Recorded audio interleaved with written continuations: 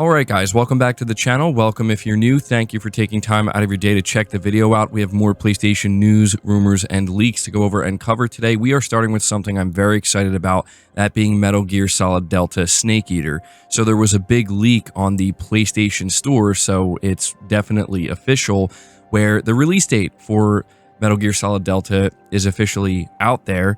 It's going to be releasing on August 28th, 2025, but we are also finding out that there will be an early access period beginning August 25th, 2025.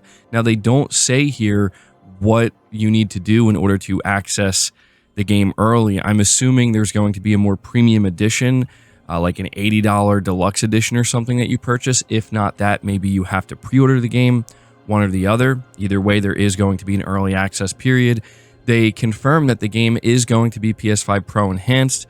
And on top of that, the Snake versus Monkey mode is going to be returning with Metal Gear Solid Delta Snake Eater. And so, as I said, an entire release date trailer leaked, and I really do have to wonder if this was something that was meant to show up during next week's State of Play. If so, I have to be honest, it's disappointing to see it leaked out like this, but you know, there's nothing that can be done.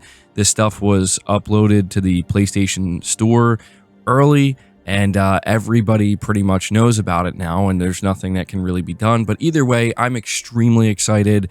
Snake Eater is one of my most, probably, I don't want to say it's my most anticipated game, but it's like right up there, man. Probably right next to GTA 6 for 2025, and I just can't wait for this game. So it's a little bit further out than I would have expected, honestly. I thought that maybe this game would be ready by, like, you know, May or June, but hey, August, I'll be there day one.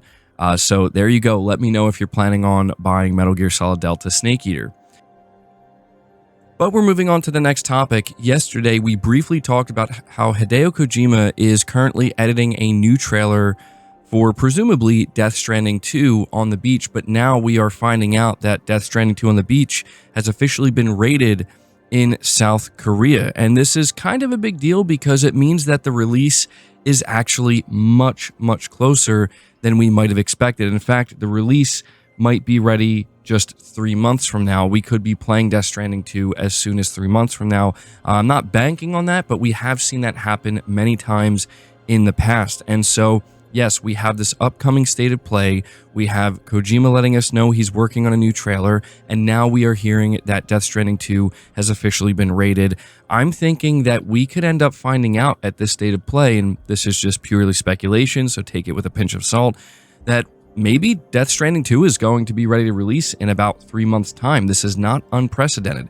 As we saw with something like Astro Bot, you know, Sony just came out, announced it. We didn't even know it existed. They were just like, here's Astro Bot. By the way, it's coming out in 3 months. We already know Death Stranding 2 exists. It's been marketed for a little while now. So I could see them kind of coming out and dropping that news. And man, that would be incredible. Death Stranding 2 on the beach is easily one of my most anticipated games of this year. And so in case you can't tell, I'm getting very excited about the State of Play. I'm still trying to keep my expectations in check, but there's no denying there's going to be a lot of amazing games to play this year. And so there you go. I will continue to keep you guys updated. We'll have to just kind of tune into the State of Play when it happens and see if I'm right about this. Moving on to the next topic, we're talking very briefly about Helldivers 2. I just kind of want to point out the fact that over on the official PlayStation blog, they are recapping year one of Helldivers 2, and they're kind of just going through all of the updates and everything that has occurred pretty much since this game's launch. And this game still has a very strong player base. And at the very bottom here, they kind of talk about the future, and they say, we see it as a huge responsibility. It tells us that we have to keep making this game the very best multiplayer experience it can be, and keep raising the bar and the expectations. And with the fight ongoing, there's still plenty more surprises to come in Helldivers 2. We're just getting warmed up. This is what Arrowhead is saying. They say expect drama, mounting threats, new and old, and of course, the unexpected. So I just wanted to point this out. They also say here at the very end that this is just the beginning, right? Really emphasizing that we can expect a lot more for Helldivers 2 going forward. Maybe not the most surprising thing considering how successful it's been, but if you are somebody who is still playing Helldivers, or, you know, wondering if this game's still going to get really strong support going into year 2, seems like it absolutely is. But moving on to the final topic here, it says, being reported by Push Square, SN Systems is not a name that will necessarily be familiar to PlayStation fans, but it's been creating development tools for Sony since the early 90s, and it was acquired by the company in 2005. Despite being wholly owned, it's remained an independent entity working exclusively on creating software for the various PlayStation platforms, including more recently PS5 and PSVR 2. However, that's going to change on April 1st, 2025, as the company will be absorbed and integrated into the wider Sony Interactive Entertainment family. The exceptionally talented team at SN Systems has been an integral part of SIE by driving innovation in tools development, which has been central to our success across multiple PlayStation generations. This is what CEO Hideaki Nishino said. The next step in our partnership will strengthen our shared sense of unity. Together, we will look forward to continuing to empower developers to create compelling gaming experiences for PlayStation players. Founded in 1990, SN Systems originally worked with Sega and Nintendo as well as PlayStation, but it switched its focus solely on Sony once it was acquired in 2005. Our close ties with research and development departments within SIE gives us early access to hardware and information, which enables us to create development tools that are feature-rich, robust, and compatible with the latest hardware. This is what the company says on their website. So this likely is in response to, Hideaki Nishino now being the one completely in charge as the CEO of SIE and of PlayStation. And so, what this means for the future, it's hard to say, but it does seem like it could be a relatively significant move. I have no doubt that this is in preparation for the PlayStation 6 and beyond.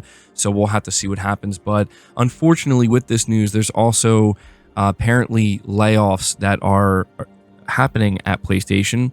It says layoffs have hit another PlayStation studio, though it's not a game development team, but a software development team. The news was reported by the senior design technologist at PlayStation, where he worked on building tools and processes that help the UX group at PlayStation push the boundaries of play.